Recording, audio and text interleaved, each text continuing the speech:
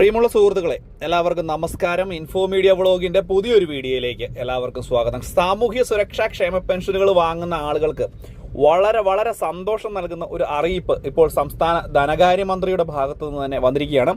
സാമൂഹ്യ സുരക്ഷാ ക്ഷേമ പെൻഷൻ വാങ്ങിക്കുന്ന കേരളത്തിലെ എല്ലാ ആളുകളും ഈ ഒരു വീഡിയോ പൂർണ്ണമായും തന്നെ കാണുക. മാത്രമല്ല, ഈ ഒരു വീഡിയോ പരമാവധി മറ്റുള്ള ആളുകളിലേക്ക് ഒന്ന് ഷെയർ ചെയ്തെത്തിക്കുവാനും ഒന്ന് പ്രത്യേകം ശ്രദ്ധിക്കുക. നമുക്കറിയാം, സാമൂഹ്യ സുരക്ഷാ ക്ഷേമ പെൻഷനുകൾ ലഭിക്കുന്നതിന് ചില മാനദണ്ഡങ്ങളൊക്കെ ഉണ്ട്.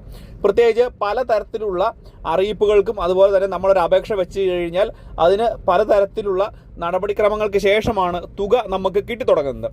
ഇതിൽ ഏറ്റവും പ്രധാനപ്പെട്ട ചില കാര്യങ്ങളായിട്ടുണ്ട്. നമുക്ക് എന്തൊക്കെയാണ് നമ്മുടെ ഭൗതിക സാഹചര്യം എന്നുള്ള കാര്യം, പ്രത്യേകിച്ച് ഇതുമായി ബന്ധപ്പെട്ട് പലതരത്തിലുള്ള നടപടിക്രമങ്ങളൊക്കെ ഉണ്ടാവുകയും ചെയ്തിട്ടുള്ളതാണ്. പക്ഷേ ഇപ്പോൾ ഏറ്റവും പ്രധാനപ്പെട്ട ഒരു കാര്യമെന്ന് പറയുന്നതാണ് വരുമാന സർട്ടിഫിക്കറ്റ് ഹാജരാക്കുക എന്നുള്ളത് വളരെ പ്രധാനപ്പെട്ട ഒന്നാണ്. വരുമാന സർട്ടിഫിക്കറ്റ് ഹാജരാക്കാത്തില്ലാത്ത ആളുകൾക്ക് ക്ഷേമ പെൻഷൻ തുക മുടങ്ങുന്ന സാഹചര്യം ഉണ്ടാകുമെന്ന് മുൻപ് തന്നെ പറഞ്ഞിരുന്നതാണ്. ഇതിനുവേണ്ടി ഒരു നിശ്ചിതമായിട്ടുള്ള ഒരു സമയവും സംസ്ഥാന സർക്കാർ ഈ ഒരു വിഷയത്തിൽ നൽകുകയും ചെയ്തിരുന്നു. കഴിഞ്ഞ ഈ ഒരു 2025 അവസാനത്തോടു കൂടി അതിൻ്റെ ഒരു സമയം കൂടി അവസാനിക്കുകയുമായിരുന്നു. പക്ഷേ ഈ ഒരു ക്ഷേമ പെൻഷൻ വാങ്ങുന്ന ആളുകൾക്ക് വളരെ സന്തോഷം നൽകുന്ന ഒരു അറിയിപ്പാണ് ഇപ്പോൾ സംസ്ഥാനത്തെ ധനകാര്യമന്ത്രിയുടെ ഭാഗത്തു നിന്ന് വന്നിരിക്കുന്നത്.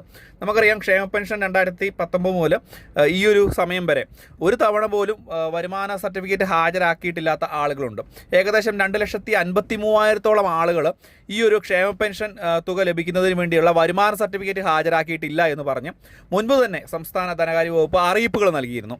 ഈ ഒരു പശ്ചാത്തലത്തിൽ വലിയ നടപടികളാണ് സംസ്ഥാന സർക്കാരിൻ്റെ ഭാഗത്തുനിന്നുണ്ടായത്. ഈ ഒരു നടപടി നിങ്ങൾ പൂർത്തീകരിച്ചിട്ടില്ല എന്നുണ്ടെങ്കിൽ തീർച്ചയായിട്ടും നിങ്ങളുടെ പെൻഷൻ തുക പിടിച്ചു വെക്കുന്ന സാഹചര്യം ഉണ്ടാകുമെന്ന് പറഞ്ഞു.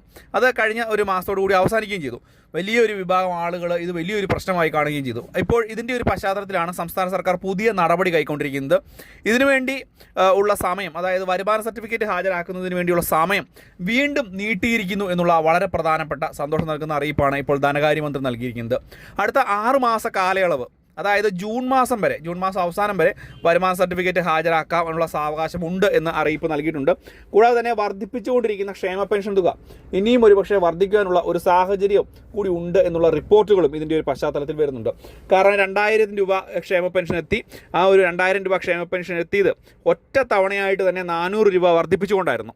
പക്ഷേ ഘട്ടം ഘട്ടമായിട്ട് 2,500 രൂപയിലേക്ക് എത്തിക്കുമെന്ന് പറഞ്ഞെങ്കിലും അതിനുവേണ്ട നടപടികൾ സ്വീകരിക്കാൻ സംസ്ഥാന സർക്കാരിന് കഴിഞ്ഞിരുന്നില്ല.